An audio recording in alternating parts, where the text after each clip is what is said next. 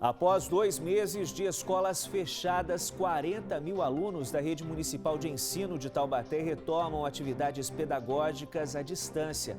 Material impresso também será distribuído para alunos sem acesso à internet. Em Cruzeiro, o homem que testou positivo para a Covid-19 descumpre recomendação de isolamento social e coloca em risco a saúde de outras pessoas. A Prefeitura orienta quem teve contato com o paciente a buscar atendimento na rede municipal de saúde.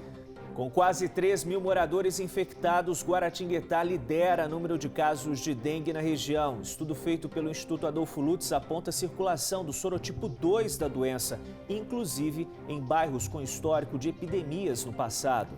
Noite mais fria do ano tem registro de geada na Serra da Mantiqueira. Em Campos do Jordão, termômetros marcaram 2,3 graus na madrugada de hoje. Crise que também gera oportunidades. Empresários do setor de festas apostam em kits para celebrar em família aniversários e datas comemorativas. Terça-feira, 26 de maio. Sejam bem-vindos ao Band Cidade. Estamos ao vivo na TV e também na internet, na fanpage da TV Band Vale no Facebook.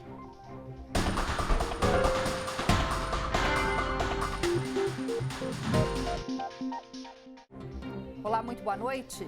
Boa noite para você. Nos próximos dias, 40 mil estudantes da Rede Municipal de Ensino de Taubaté vão receber kits com material de apoio para a retomada das aulas 2 meses após o fechamento das escolas por conta da pandemia causada pelo coronavírus. Hoje, a Prefeitura iniciou a entrega dos itens que vão permitir que os alunos estudem em casa, amparados com conteúdo pedagógico desenvolvido pela Secretaria de Educação, além do material impresso disponível nas 130 escolas da cidade. O município 2 meses depois da suspensão das aulas devido à pandemia causada pelo coronavírus, as escolas municipais de Taubaté retomaram as atividades, mas por enquanto à distância. Hoje, as famílias dos alunos matriculados nos ensino infantil e fundamental começaram a fazer a retirada do material didático para o estudo das crianças em casa. Cada professor desenvolveu um roteiro de estudos, no caso do ensino fundamental e do ensino médio, com base no livro didático. Então, a partir de hoje, as famílias que forem às escolas vão retirar esse roteiro e os livros didáticos dos alunos. E no caso da educação infantil, esse roteiro prevê a interação do aluno com a família. Então, é importante esse material físico, a família receber esse material físico justamente para a gente garantir o acesso a todos. O José Carlos estava tentando ajudar a filha de 9 anos a estudar, mas tinha dificuldades em elaborar atividades para a idade dela. Com a entrega do material, ele acredita que vai ser mais fácil acompanhar a rotina de estudos da menina. Para a gente também era difícil, porque a gente não sabia como fazer, né? Então a gente acabou entrando na internet e imprimindo algumas atividades dentro do que a gente já sabia que ela estava sendo estudada na escola e improvisando isso aí para ela. Agora com esse programa das atividades remotas, para a gente facilitou bastante porque ela vai poder acompanhar o que ela já estava em andamento aqui na escola, né? A rede municipal também criou canais de comunicação complementares para as aulas remotas. Através da internet, professores conseguem interagir com os alunos por meio de vídeos e plataformas digitais. Fique em casa e fique bem.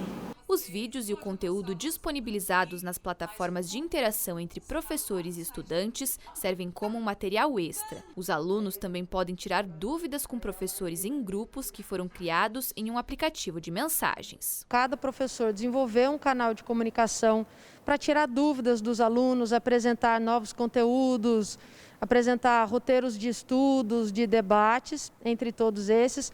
Alguns optaram por fazer isso em vídeo, outros em textos, em mensagens, em envio de textos para a leitura dos alunos. Para prender a atenção dos alunos do outro lado da tela, cada professor adota o seu próprio método. A professora de arte Ana Maria conta com o auxílio de ajudantes para abordar o conteúdo de forma lúdica. O que você trabalharia em 50 minutos numa aula, você tem que falar em 3 minutos. Então, a gente acaba tendo que focar bastante esse assunto e ser bastante chamativo no momento de estar passando para eles, né? Mesmo que remotamente, estamos nos adequando para poder levar o conhecimento, levar a aprendizagem, né? E esse compromisso que o professor assume, quando isso não acontece, é muito triste, né? Porque a gente se sente incapaz. E quando você, superando todos esses desafios, consegue levar, é algo assim gratificante demais. E os alunos já estão provando que, apesar da distância, conseguem cumprir o cronograma direitinho. Este é o vídeo que o Matheus, de 6 anos, enviou para a professora fazendo um teatro de objetos. Gente, a menina senta, tá lá. Vou lá falar ela pra brincar? Vamos. Gente, mas ela é brava, ela se joga nos amigos dela. Mas ela vai poder melhorar, né? Campos do Jordão registrou hoje a primeira morte por Covid-19. A vítima é uma idosa de 87 anos que estava internado em estado grave na UTI do Hospital Regional em Taubaté. A cidade contabiliza ainda 25 casos confirmados da doença.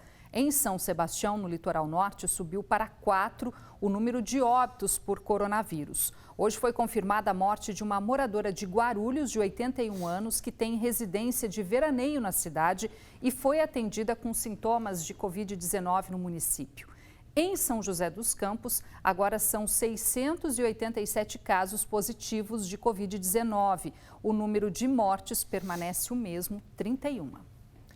Em uma coletiva de imprensa marcada para o meio-dia desta quarta-feira, o governador João Dória deve apresentar o plano de flexibilização gradual da quarentena no estado. Chamada de quarentena inteligente, ela deve ser colocada em prática a partir da próxima semana. Um plano regional também foi elaborado pelos prefeitos da região metropolitana do Vale do Paraíba. Desde o início da pandemia, o tema mais recorrente no mundo corporativo é a palavra mudança. Em apenas 2 meses, os negócios, as empresas, as pessoas mudaram. Cada um à sua maneira, buscando formas para se equilibrar e se ajustar neste novo momento de incertezas, mas também de oportunidades. Pois é, mas além das dúvidas relacionadas à saúde e o controle do coronavírus, outra preocupação é com o mercado de trabalho no pós-pandemia.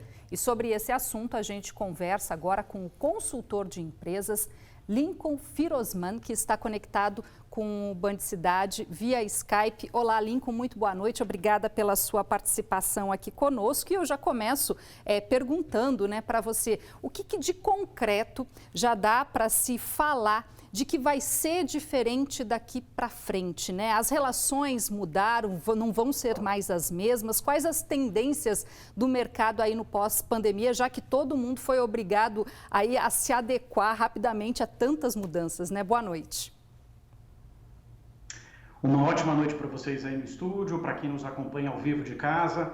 Bom, primeiro dizer que, antes de mais nada, a gente precisa entender que nós estamos em condições muito atípicas e desafiadoras do trabalho, mas que a gente precisa nesse momento ter bastante paciência, continuar cumprindo as medidas de isolamento social, conforme as orientações da Organização Mundial da Saúde, para que o mais rápido possível todos nós possamos retomar as nossas atividades, em especial aquelas relacionadas ao trabalho.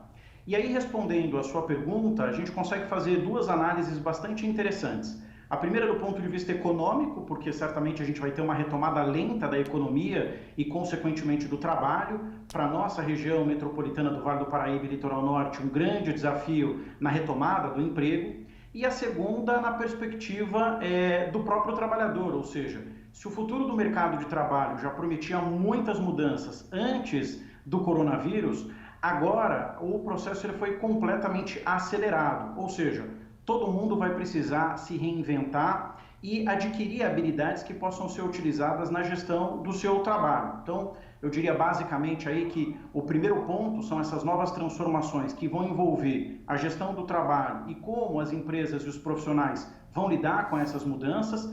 E isso tudo perpassa por alguns temas, como, por exemplo, vocês mostraram aí na reportagem anterior, os desafios que são a educação remota, a forma como nós vamos nos relacionar com a proximidade do trabalho depois que o isolamento social terminar. Ou seja, tudo é um grande desafio e a gente precisa estar preparado para poder encarar essas novas mudanças. Lincoln, e para o trabalhador, como se adequar, se adaptar a essa nova realidade, ainda mais quem perdeu né, um posto de trabalho nesse momento de pandemia, né? O que vem por aí com relação ao trabalhador? Ele deve aproveitar esse momento para se especializar e qual área, né, deve para atuação futuramente?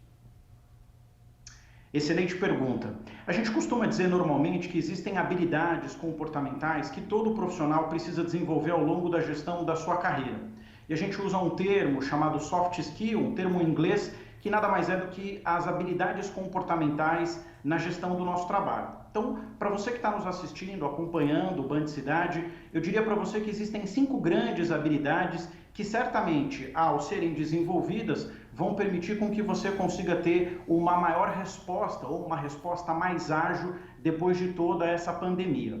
A primeira delas tem a ver com o processo do autoconhecimento. A gente está passando mais tempo sozinho, né? A gente está mais tempo isolado, então, consequentemente, mais tempo para a gente se autoconhecer, entender as nossas limitações, nossos pontos fortes, nossas fraquezas. Ou seja, tudo isso ajuda a gente a entender melhor o processo da gestão do nosso comportamento. O segundo tem a ver com a adaptabilidade para o trabalho remoto, como eu contei anteriormente, ou seja, essa é uma mudança no mercado de trabalho que definitivamente vai ocupar a vida de todos os trabalhadores, ou boa parte deles.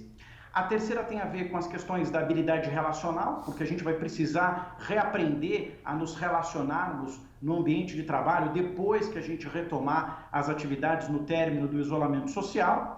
A quarta tem a ver com um conceito que a gente chama de lifelong learning, que é uma palavra em inglês que significa ser um aprendiz para a vida toda. A gente está tendo mais tempo para estudar, então esse é o momento para fazer cursos, se especializar, aproveitar as oportunidades que o mundo digital nos traz. E por fim, a inteligência digital. Ótimas dicas, ou seja, é um momento aí de desapego do passado, né? Desaprender para reaprender, né, Lincoln? Perfeito, é o que a gente costuma dizer. Aprender, desaprender e reaprender é a trilha mais importante para qualquer profissional hoje numa situação como essa. Tá joia, então. Lincoln, eu gostaria muito de agradecer a sua participação aqui no Band Cidade, viu? Muito boa noite para você. É sempre um prazer. Boa noite. Um comunicado emitido pela Prefeitura de Ilhabela, no Litoral Norte, alerta os moradores e turistas sobre um golpe que estaria sendo aplicado na cidade. Criminosos estariam colocando à venda adesivos para a utilização em veículos com a promessa de livre acesso às balsas que operam na travessia do arquipélago. O município informa que o embarque continua restrito a moradores e serviços essenciais desde o dia 18 de março, como medida de prevenção ao coronavírus. Denúncias podem ser comunicadas pelo telefone 99206-8432. E em Cruzeiro, a Prefeitura pede para que os moradores que tiveram contato com um paciente de 40 anos diagnosticado com coronavírus entrem em contato com a Secretaria de Saúde para receber orientações sobre a possibilidade de isolamento social. Ele é síndico de um condomínio na cidade e teria procurado atendimento na semana passada com sintomas da Covid-19. O paciente foi orientado a cumprir quarentena até a chegada dos resultados dos exames, mas ele desrespeitou a medida e entrou em contato com outras pessoas. No sábado, os exames confirmaram que ele era um caso positivo de coronavírus.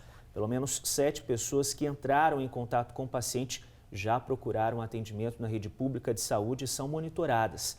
Os moradores podem entrar em contato pelo telefone 0800 878 9628. O número aparece aqui no seu vídeo. Depois do intervalo, montanhas geladas, Campos do Jordão, na Serra da Mantiqueira, registra a temperatura mais baixa do ano.